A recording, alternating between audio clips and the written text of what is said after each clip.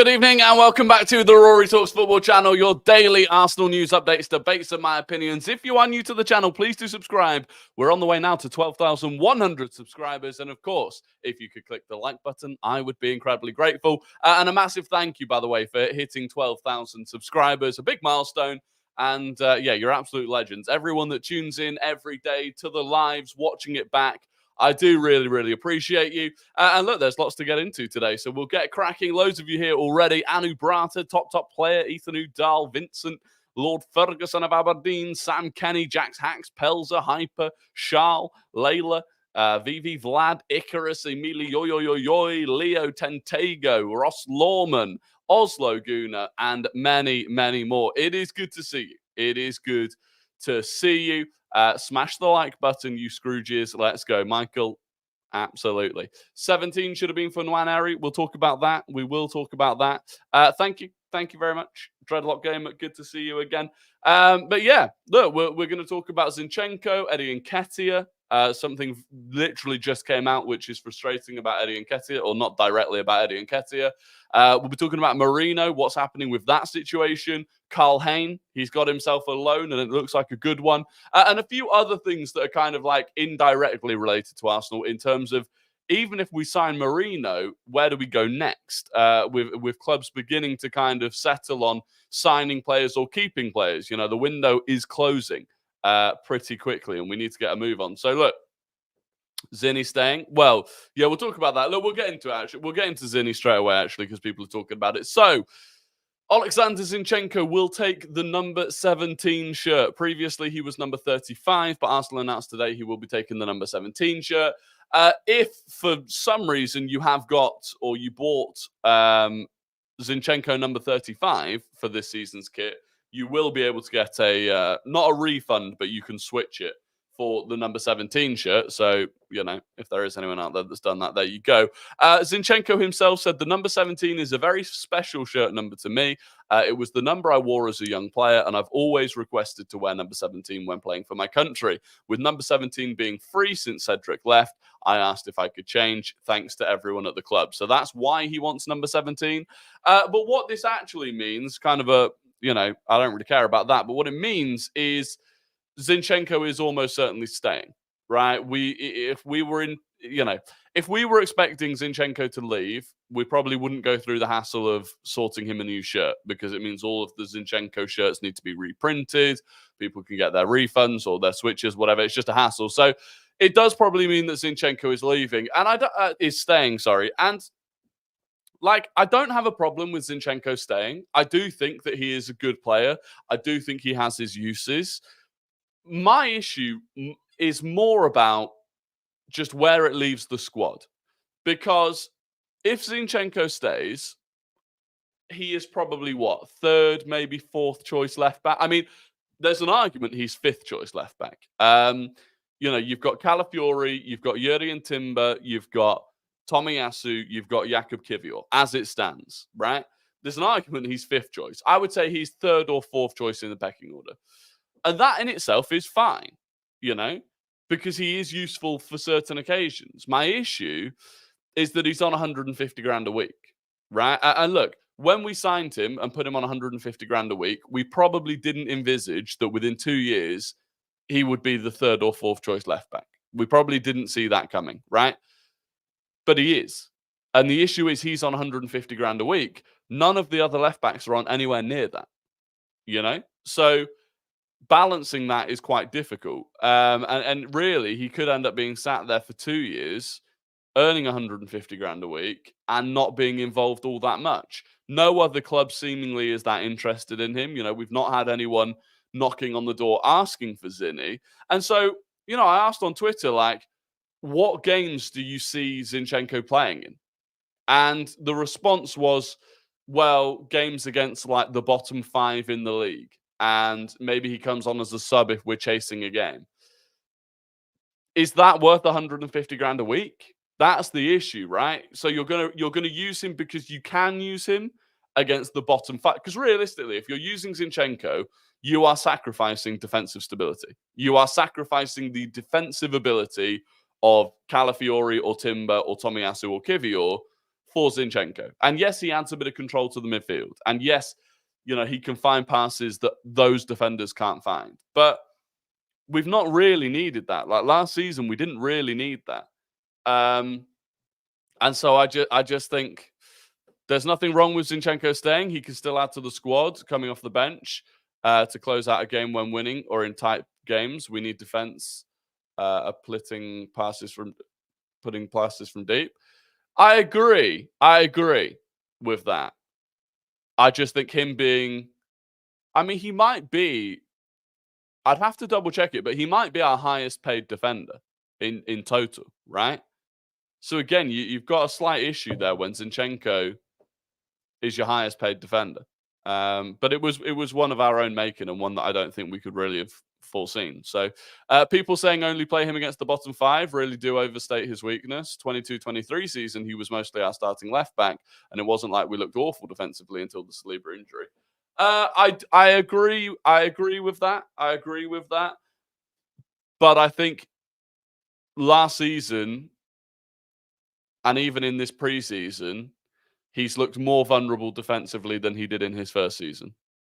Saliba's on 180. Okay, fair. Well, Saliba's slightly, rightly so.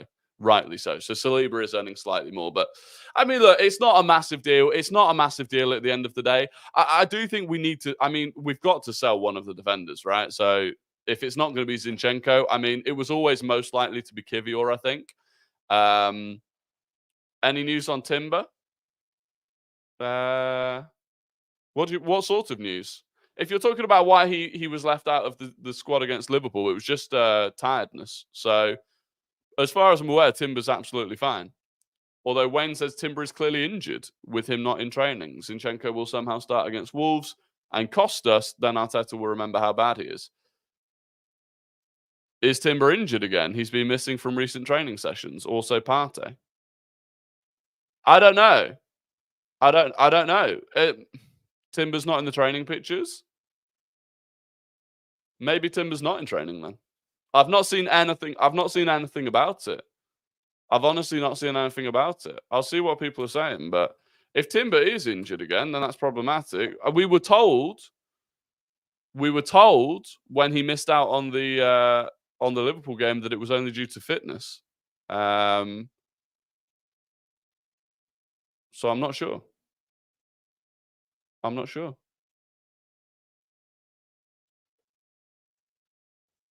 I don't know. We'll come back to it. We'll keep an eye on it. Let's get the likes up. Yeah, come on. Get the likes up. If we can hit 100 likes, if we're not on 100 likes right now, please do click the like button. No Timber, no Partey. Interesting. What's wrong with Partey? If that's the case, I wouldn't read too much into it. If that's the case, I just wouldn't read too much into it. There's a lot that happens during preseason. They could be doing media work. They could just be separate, doing some fitness training, physio training. I wouldn't worry about it too much. Okay, Partey was in today's video. Tom Canton started the Timber rumors. He didn't see Calafiori or Timber in training pics and jumped to conclusion. Yeah, I'm not going to start. I'm not going to start running some nonsense that Timber's injured when we've got absolutely no idea. I don't think that's helpful. Look, we'll see tomorrow night. If he's not involved at all tomorrow night, then we can start asking questions. But until then, I'm not going to jump to any conclusions. When do you think Tommy will be back? Apparently, he's missing all of preseason. And Tomiyasu, historically, is always back later than he's meant to be. Some players come back from injury quickly and ahead of schedule. Tomiyasu always comes back from injuries delayed and beyond the schedule that was set. So if it was said that he was going to miss all of preseason, I'd imagine he probably ends up missing the first couple of weeks of the season as well. This is the most boring transfer window ever for every team. Yeah, the Alvarez, right. This chair, I swear to God, this chair very gradually just lowers as I'm going through the stream. I have to keep putting it back up. Random, you don't care. But no, it has been a boring transfer window. It has been a slow transfer window. The Alvarez thing with Man City is about as interesting as it's got. Because that's a whole thing with, if Alvarez doesn't go to Atletico, then Atletico won't sell Omorodion, and then they also won't buy Conor Gallagher, and there's a whole thing with it. So this guy weighs too much? Wow. Well, maybe I do. Is there a weight limit on this? Am I just getting too heavy? I might just be getting too heavy. Jesus, that's a sign. That's a sign. You need help. Do you mind Nketiah staying? Yes, I do. Yes, I do. Thought Tomiyasu would just miss the American tour. He's still out. Yeah, he's still out.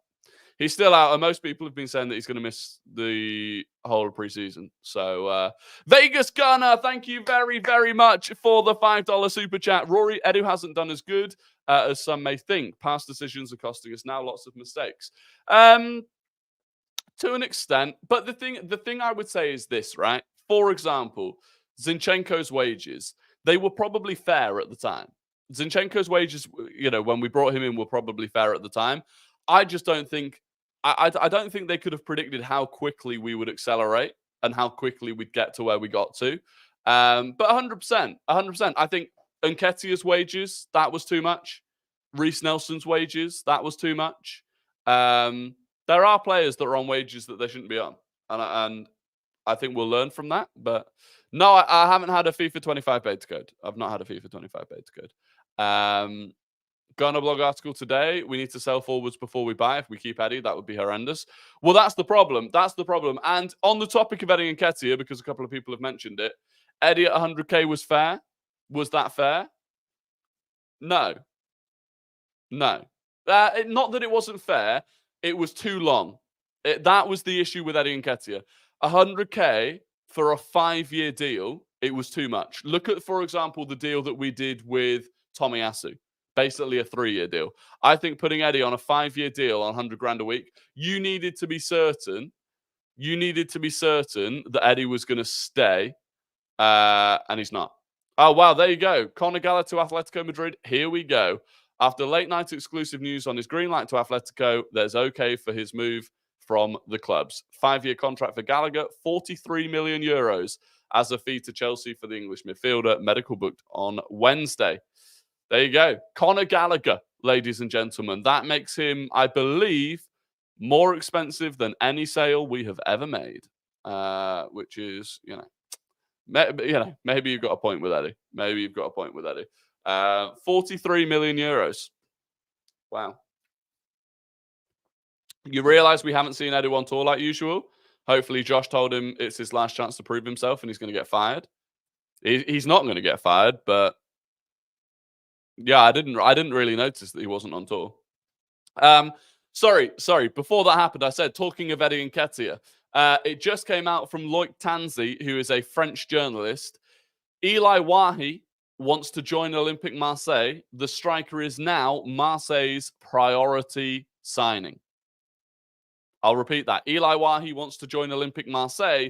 The striker is now Marseille's priority striker signing. That's your Nketiah sale gone.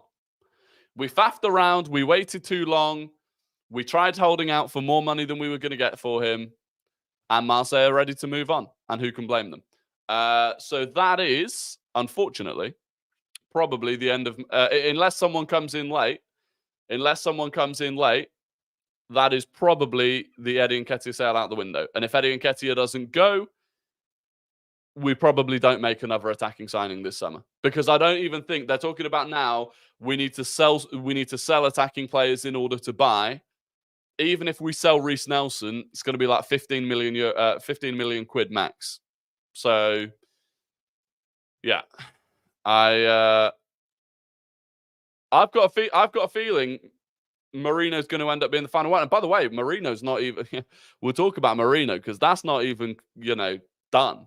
And if it does get done, I've got a feeling it's going to be the final one that we make. So, yeah, it's frustrating. It's frustrating. Ultimately, it's not the window that we wanted so far. Unless there are some big changes and suddenly we make a couple of sales and then we make a couple of signings later on. It's not the window that we were looking for. It's not the window where you really can convince yourself that you've bridged the gap on Man City. Especially when it comes to attacking players. I think the Merino signing and the Calafiori signing would be good if they were complemented with a big attacking signing. Without those, I'm not sure it's enough. Purely on fitness, there is an argument to keep Kivior and sell Tomiyasu. I would. I would keep. If it was down to me, the thing is, right, it's not just down to what you want in terms of what you want to keep. It's also down to, like, can you sell Tomiyasu? And I don't think you can. I don't think you can because of his injury history. But yeah, if it was down to me, you would keep Kivior and sell Tomiyasu. Dan Potts believes we will sign 2 more after Merino. Based on what? Based on what? It's got to the point where everyone is saying we need to sell to buy, and we're not making sales. Don't get me wrong. Tomiyasu's a baller. Yeah, but he's never available. This is the problem. But no, the issue I've got is this. It's less. Look, we could make a signing out of nowhere, right? Absolutely. We could be working on a deal right now that we don't know about. That is definitely a possibility. But we know what's happening with sales, right? Because whilst we keep signings that we're going to make quiet, sales we don't really keep quiet. We know when teams are bidding for players. So the issue is if we don't sell anyone, we're not going to buy anyone.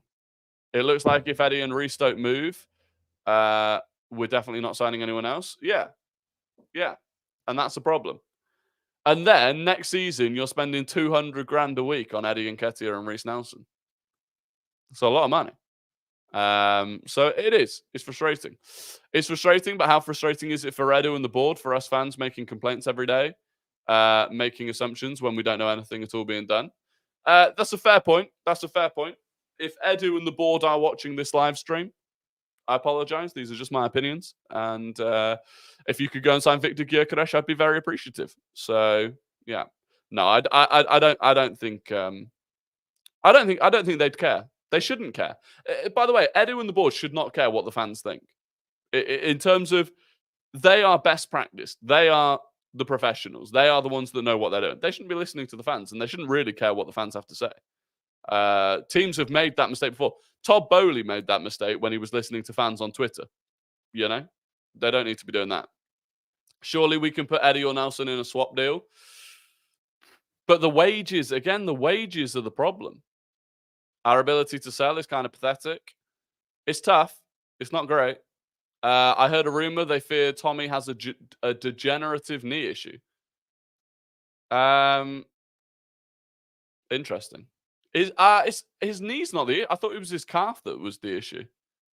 Is it really confirmed that Marseille even reached 27 million? Someone somewhere gave the impression that Marseille maybe didn't even...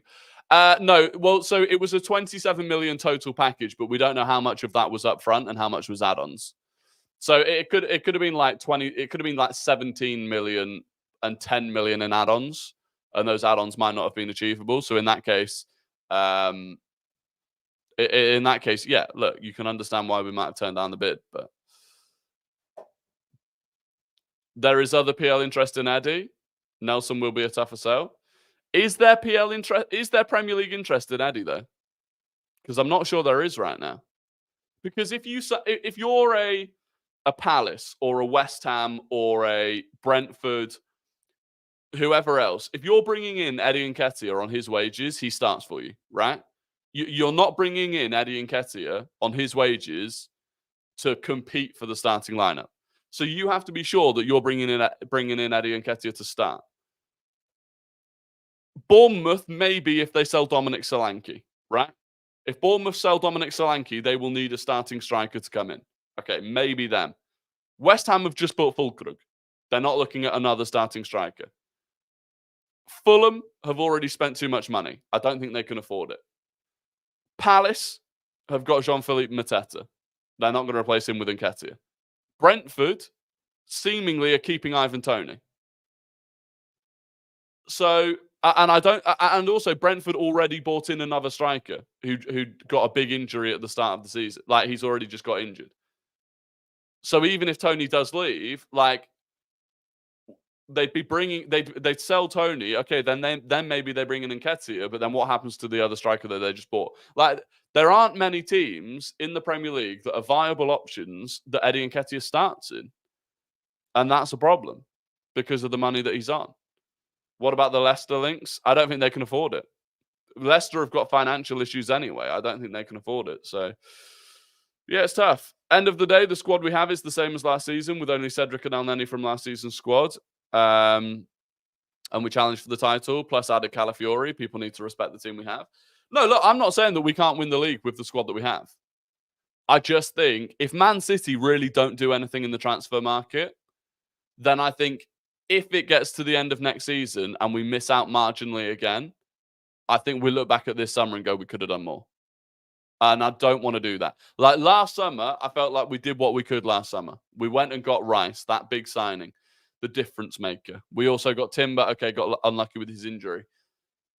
My issue is if we only do Calafiori and Merino and we keep the likes of Nelson and Nketiah and even Ramsdale to an extent, I just feel like if we missed out again, we'd look back at this summer thinking we could have made the difference, and we didn't. So that's my feeling anyway. Look, each to their own. Each to their own. And there are still just over 3 weeks left of the window. It's not all done and dusted. Things could change. What happens to Tierney, I wonder? There's so much tied up in wages for players who aren't even going to play much, even if they stay. I have a feeling Kieran Tierney goes on loan to Celtic. I think I said this yesterday, or I might have said it on Twitch. I think Tierney ends up at Celtic on loan. They can't afford to buy him outright, but they do need a left back. Tierney probably isn't going to be available to start at the start of the season, which is another reason they wouldn't want to sign him. But I've got a feeling that Celtic might loan him. Maybe a loan with an option. A loan with an option to buy. They made it clear. They already said that they wanted him back, but they simply couldn't afford to buy him. So yeah, maybe that happens. Vegas Gunner, thank you for another $5 super chat. That is incredible. Why give Ramsdale a pay rise in May and then get Raya 3 months later and not try to sell Ramsdale at that time? It was a questionable decision. It was a questionable decision because the pay rise, by the way, absolutely made it harder to sell Ramsdale. One of the reasons we are now struggling to sell Ramsdale is because of the wages that he's on. So it was a questionable decision. Now, when we gave him that pay rise and the new contract, were we anticipating being able to buy David Raya? Maybe not. But yeah, it's a good question. And I think that is probably something that if you were to ask them honestly, the club probably regrets doing it in the way that they did it. Smith Rowe scored 5 minutes into his debut. He did, yeah. Literally came on as a sub at halftime for Fulham against Sevilla. And scored within the first 6 minutes. Decent little headed goal as well. Where are you sitting for the match tomorrow? I'm behind one of the goals. I can't remember which one it was, but I'm behind one of the goals. What happened with the 250 million war chest we were promised? Well, this is a good question. Was it made up? I'll tell you what happened to some of it, right? Some of it was based on sales. Some of it was based on, I think we thought that we'd sell a fair number of players for a fair bit of money. And we've not done that. Who promised that? No one promised 250. I made an educated guess that we would have 250 to spend based on the fact that I think Ornstein had said that we'd have 150 million. And then I added like 100 million in sales that I thought were possible. But it's not happened. So who knows? ESR is so unenthusiastic in his Fulham interviews. He really hates he's left. To an extent, but in his defense, I've always found Smith Rowe is a bit shy in front of camera. Like whenever he does interviews and stuff, he's always a little bit kind of quiet and stuff. So we have the Isak money and they're saving it for a player we will never get. Possibly, but they've made it clear that they don't want to spend that level of money on a player unless he ticks all of the boxes. So I can understand that. I can understand it. There we go. Julian Alvarez to Atletico Madrid. Here we go. Deal in place for 75 million euros fixed fee plus 20 million euros in add-ons. So Alvarez and Conor Gallagher both with the Fabrizio here we goes. And I would imagine that also now means that Omorodioon will go permanently to Chelsea. That was the third player in that little thing was Alvarez to Chelsea. So we'll probably see that. Anyway, moving on. We haven't even hit the two actual main kind of thumbnail stories of the day. Eldes Mark today said, Arsenal's interest in Mikel Merino is real, with Mikel Arteta's team in contact with the player's entourage. But the current reality is that Arsenal have not contacted Real Sociedad. Real Sociedad have made efforts to keep Mikel with a new contract proposed. Now, this goes against what we've heard from Fabrizio Romano, from Mate Moretto. But those things came 5 days ago. The last time that Fabrizio said, when he said that Arsenal had made a verbal offer in around 30 million euros, that was 5 days ago. We've not heard anything since. And according to Eldes Mark, we've actually not even contacted them. So I don't know what's happening with this deal. It's not the same as the Calafiori deal. I had a few people that commented, because I made a TikTok about this, and they commented saying, it's just the same as Calafiori. We're just waiting for him to come back from holiday and get the deal. It's not. It's not the same as that. Merino is back from holiday, and we seemingly have not yet bid for him. It's not the same as with Calafiori. We had personal terms agreed very early on, and then we were negotiating back and forth for a long time with Bologna. As it stands with Merino, personal terms aren't agreed. He's not made a decision either way yet. And we've not had an agreement or even a bid made to Real Sociedad. So I actually don't think this is as far as we thought it was. Now, according to a lot of people, it is an easy deal to get done. But why hasn't it happened yet? To be fair, Orny said Merino wasn't close when Romano said it was close 5 days ago. Orny over Romano always. Well, yeah. Yeah, I agree. But it's an interesting one because Merino's back from holiday. We start the season in a week and a half. So I don't really, it just feels like if it was an easy deal to get done and we were close to agreeing it and we were, and Merino was happy to move to Arsenal, and we were hearing all these things about how he completely rejected Barca and he completely rejected Atletico and he was dead set on Arsenal. I don't feel like it is like that now. I feel like the tide is changing a little bit. So we'll keep an eye on it. I mean, God, if this falls through, if Merino falls through, we either have to have someone already lined up, someone else that we're going to move to, or this window is in trouble. Now, I do still think it will happen. I don't know why it's being so slow. Romano clearly lied about Merino. Bloke is genuinely the biggest fraud who tweets out whatever he finds could be half true. Interesting. It was actually Mate Moretto that was the first one that really went for it. But yeah, so I don't know. We'll have to wait and see what happens with Merino. But again, it's taking its time. And really, we could do with him, if we are going to sign him, we could do with it happening as quickly as possible. Surely you'd want as much of the remainder of pre-season to get him integrated with the squad as you could possibly get. Rory, I've seen Zubimendi links to United. Maybe we're also looking at that. Maybe. I mean, I found it weird when Zubimendi was suddenly getting linked to United when supposedly the main reason supposedly the reason Zubimendi to Arsenal wasn't going to happen was because Zubimendi wanted to stay in Spain. He wanted to stay with Sociedad. So then when I saw him getting linked to Man United, that was an interesting one. But yeah, we'll wait and see. Apparently, it's being reported there are those at Arsenal who aren't even convinced with Merino. Maybe, but to be honest, I'm sick. I'm getting a bit sick of the whole. Arteta wants a player, but there are people at the club who aren't convinced. Fuck off. Whoever at the club is not convinced, I think you've just got to step aside. If Arteta wants a player, let him get the player. I have enough trust in Arteta from the players that he's bought. Just let him do it. Who are these people? I don't know. But there you go. We'll wait and see. If we don't have a good backup right wing, we're a brutal tackle on Saka from bottling it. Yeah, I agree. I'm very, very concerned that it would almost be a miracle if Saka can go through this whole season without getting injured. Like, We saw it last season. We saw it the season before. He is always on the verge of getting a nasty injury. And you're tempting fate. And at some point, I do think he is going to be out for a period of time. And I think we're right now, the way the squad is, I think we're in big trouble if that happens, which is concerning. Just curious, if Arteta does want X amount of players this summer and he doesn't get them, will this put his contract extension in doubt? Maybe, yeah. Yeah, I didn't even think about that, but maybe.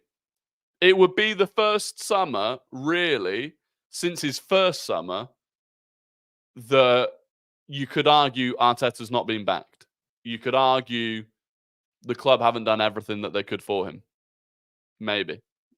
But again, we'll see. Look, there's over 3 weeks of the window left. We have to hold off making judgments until then. Jesus, Maneri, and Vieira are all capable of filling in for Saka. It's just a matter of Arteta proactively resting him. None of those three are capable of filling in for Saka in big games, in my opinion. They're not. They're just not, in my opinion. I think we need a proper left-footed right winger that's capable of stepping in for him. But that is my opinion. Karl Hein. According to Simon Collins, Karl Hein is set to move to Real Valladolid on loan. The Spanish side came in with a late offer, and the goalkeeper couldn't reject the opportunity of playing in La Liga. Earlier in the day, it was reported that Hein was close to a move to Charlton Athletic. So, yeah, literally this morning, I can't remember who reported it. I think it was someone that kind of specializes in the academy. Said that Karl Hein was on the verge of moving to Charlton Athletic, which is obviously Charlton in League One, I'm pretty sure. So he was on the verge of moving to a League One club where, presumably he'd been offered first. Look, Karl Hein is desperate for first-team football. He's at the period of his career now where domestic club football, he needs to be starting games in order to continue developing. And, yeah, he was going to go to Charlton Athletic. And then suddenly this afternoon, that changed, and he is set to move to Real Valladolid on loan. So if they've offered him first-team football, that's amazing for him. That is amazing for him, because if he's going to be starting in La Liga next season, that is a huge pathway for him to develop. It's a big responsibility. He'll be playing against top teams. It'll be a very, very good move for him. And according to Fabrizio Romano, Real Valladolid are going to cover all of his salary. So he'll have his full salary covered by Valladolid. And yeah, I think that's a really, really good move for all involved. Presumably, that means we're going to go and up the effort to sign Dan Bentley from Wolves. Because if we don't, I mean, as it stands, Tommy Setford would become the third choice goalkeeper, I assume. 10 more likes for 100 likes. Come on, guys. Yeah, there's nearly 300 of you here. There's definitely 10 of you that haven't clicked the like button yet that can do it. So please do click that like button. Can't ever see Hein becoming a regular here, but hopefully we can get 10 to 15 million by selling him in the future. Yeah, I mean, that's the dream, right? Even next summer. Let's say he has a really good season at Valladolid. 10, 15 million. Valladolid want to keep him if they stay in La Liga. They only just got promoted back to La Liga this season. If they stay and he performs really well for them, maybe they go 15 million. And that's not too bad. That's not too bad. So he's only worth about 2 mil just now. Yeah. But no, we'll see. That could be good for him. So, yeah, our loan game needs improving. I mean, yeah, I agree, but I think this loan is a very good one. Yeah, I was going to talk about this. There's a couple of other things that don't directly relate to Arsenal, but they're interesting. Coming from Plettigol, Bayern Munich are open to loaning Kingsley Coman with an option or obligation to buy. That could be something we do late in the window. I could see that as something that we do later in the window. Look, Kingsley Coman has big injury issues, but he is a decent player. He's decent. He's pacey. That could be an option. That could be an option, especially as a loan deal. If we didn't have, in the same way that we did Raya on loan, a loan move for Kingsley Coman, I would not be against. Also coming from Plettigol, Joshua Kimmich has rejected the possibility of joining PSG. Bayern would have sold the player with a suitable offer this summer, but have now been informed of his decision to stay at Bayern Munich. Bayern want to find a solution with Kimmich so that they don't lose him for free next summer. A contract extension with a pay cut is conceivable, but a decision is not expected soon. So, yeah, Koeman earns 325k euros per week. It could be one of those where we take him on loan and offer to pay some of his wages, but not all of them. So you could say to Bayern, look, we'll take him and we'll give him, I don't know, 200 grand a week, which would still be a lot if he wasn't starting. But it wouldn't be all of it. So, yeah, Kimmich, though, rejected PSG. I don't know. Sounds like he wants to stay at Bayern. They don't want him on the wages he's currently on, but they also don't want to lose him for free next summer. A contract extension with a pay cut, maybe. I don't know. We'll see. But Kimmich, another midfielder, seemingly off the table this summer. So Koeman's injury record is even worse than Neto's. It is. But if you had him on loan, it wouldn't be as worrying. With Alvarez being sold to Atletico, Haaland is the only striker at Man City. Yeah, but I was speaking to Nobbins about this. He's not really bothered about it. They've got players that can fill in for Haaland if they need to, because they would just change to playing like a false nine. So they're not too bothered about it. I think they'll go out and... Well, I'm surprised, actually, because Dani Olmo confirmed to Barcelona today. I would have expected someone like a Dani Olmo to be a player that they would go for. The dog is literally... There you go. Go on. Look at that. The dog just opened the door by herself. Very impressive, actually. Mystery German waits for us. Yeah, the Mystery German doesn't exist. The Mystery German does not exist. Why don't we go for Dominic Calvert-Lewin? Bad injury, but with managed minutes, he could leave them. Dominic Calvert-Lewin is not good enough. Not good enough. No, thank you. Where would Dominic Calvert-Lewin fit in? He's nowhere near a better option than Kai Havertz. I just don't see how he'd fit in. If you were going for Dominic Calvert-Lewin, go for Victor Gyökeres. For me. Man City literally have Matheus Nunes. They already have the Alvarez replacement. To an extent. I think Matheus Nunes was a bad signing for them, but Chiesa and Szczesny are up for grabs. I mean, what? This is my worry, though. Honestly, for squad depth. But this is getting into the territory that I don't like here. You know, bringing in players that are just not title-winning players at this stage of their career, because we're desperate, and this is the stage that I'm worried we're going to get to at the end of this window. Bringing in a player or two that we don't really want, but we kind of panicked at the end of it and bought players that clubs were trying to get rid of. I don't like it. I'm not a fan of that, to be honest. To the extent that I'd rather stick with what we've got. Chiesa over Nelson? I'm not even sure. I'd take Chiesa over Nelson, to be honest. Could Zinchenko changing to 17 mean he moves further up the pitch? No. The reason he moved to 17 is because it's a number that's very special to him. It's a number that he wore as he was growing up. It's got nothing to do with him moving up the pitch. Do you think there will be any blockbuster deals in the last few weeks of the window? No. I think Julian Alvarez was the final and in some ways only blockbuster move. And even that isn't blockbuster, really. It's a decent City player moving to La Liga. So, no, I don't think so. Start of the window, we were talking about Gyökeres and Nico Williams. Now we're talking about Calvert-Lewin and Szczesny. This is my point. That is it, right? We've gone from talking about Osimhen and Gyökeres to Dominic Calvert-Lewin and Chiesa and Szczesny. It's not. It's low. It's, I don't know. I'd rather stick with what we've got than take fodder.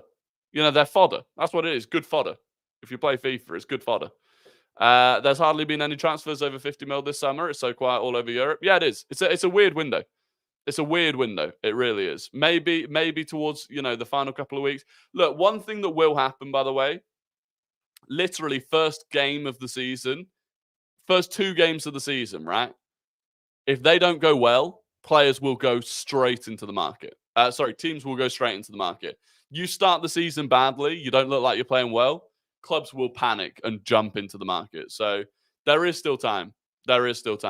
Anyway, it is time for Guess Star Guna. I'm going to give you 5 clues about an ex or current Arsenal player, and you have to guess who that player is in the chat. First person to get it right wins the immense pride and respect of the RoryTalksFootball community. So get your fingers on your keyboards because we are starting now. Clue number 1. This player has won 1 Premier League title and 2 FA Cups with Arsenal.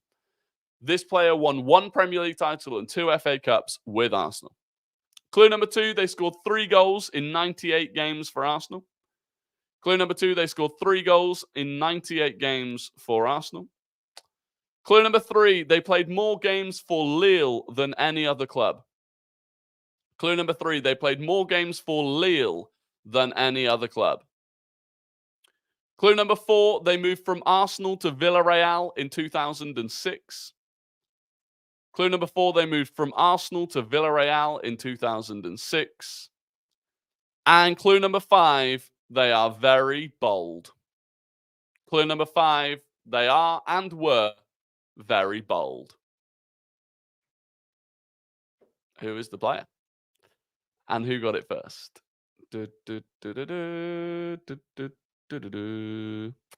Make sure I don't get VAR checked. Make sure I don't get VAR checked.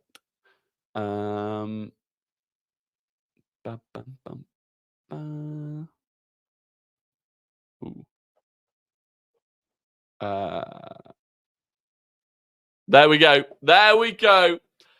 It's VV Vlad. VV Vlad is back on top. It was indeed Pascal Sagan and VV Vlad, the GOAT of Guess the Guna, is back on top.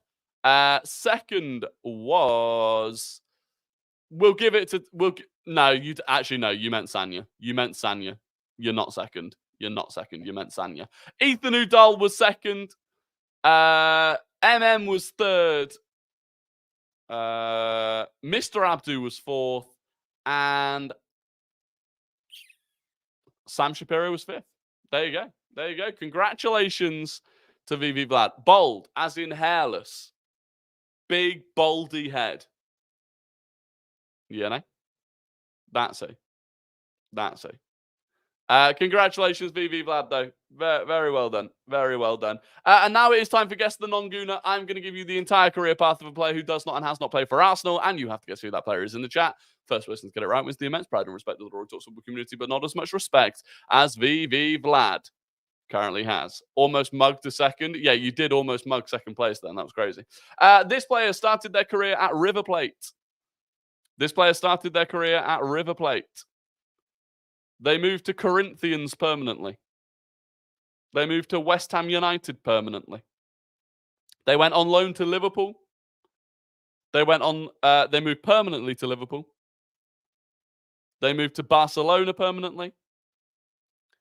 They moved to HBCFFC permanently.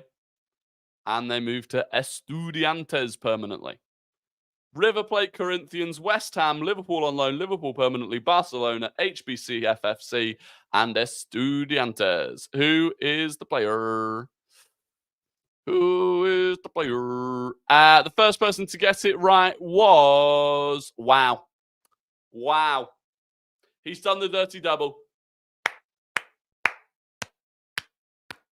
VV Vlad has done the dirty double. It was indeed Javier Mascherano. Ross Lawman was second. Ethan Udall was third.